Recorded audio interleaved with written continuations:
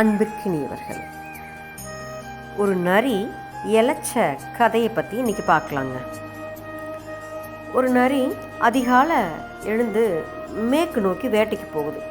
கிழக்கு இருந்து எழுந்த சூரிய ஒளி அதனுடைய நிழல் வெகு நீளமாக வெகு பிரம்மாண்டமாக தெரியுது. நரிக்கு ஏக குஷி. நான் ரொம்ப பெரிய ஆள், இவ்வளோ பெரிய எனக்கு பசி தீரணுன்னா குறைஞ்சபட்சம் ஒரு யானை இல்லைன்னா ஒரு ஒட்டகமாவது கிடைச்சாதான் கட்டுப்படி ஆகும் அப்படின்னு ஊழையிடுது. கொஞ்சம் சின்ன விலங்குகள் எல்லாம் ஏளனத்தோட அலட்சியப்படுத்தபடி தன்னோட பசிக்கு குறைஞ்சபட்சம் ஒரு யானை வேணும்னு காடு முழுவதும் ஓடிக்கிட்டே இருக்குது. தேடிட்டே போகுது. பாவம் ஒன்றும் கிடைக்கல. மதியம் தலைக்கு மேலே உச்சியில் சூரியன் வந்தபோது நரியின் நிழல் சிறுத்து அதன் காலடியில் விழுந்திருந்தது. ஆஹா, பசியால் நாம் இவ்வளவு இழைச்சி போயிட்டோம், சிறுத்து போயிட்டோன்னு வருந்துற நரி இழைச்சி போன இந்த அளவுக்கு ஒரு ஆட்டுக்குட்டியோ கோழியா கிடைச்சா கூட போதும் அப்படின்னு தேடுது. அப்பவும் கிடைக்கல. பயன் இல்லை. மாலையில் மேற்க வந்த சூரியனால் நரியோட நிழல் நரிக்கு பின்னாடி விழுந்தது. அதனால் நரிக்கு தன்னோட நிழலே தெரியல.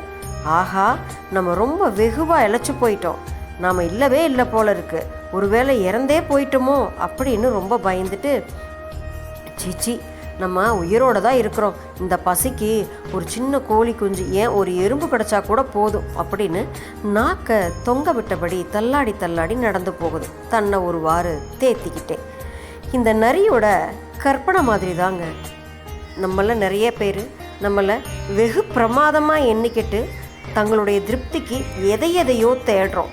கிடைச்ச பல பரிசுகளை வாய்ப்புகளை ஒதுக்கிட்டு கிடைக்காத வேற ஏதோ ஒரு உலகத்தில் மாயையில் தேடிட்டுருக்குறோங்க. கடைசி முடிவில் ஏதாவது கிடைச்சாதா அப்படின்னு ஏங்கி போய் தாங்க நிற்கிறோம்.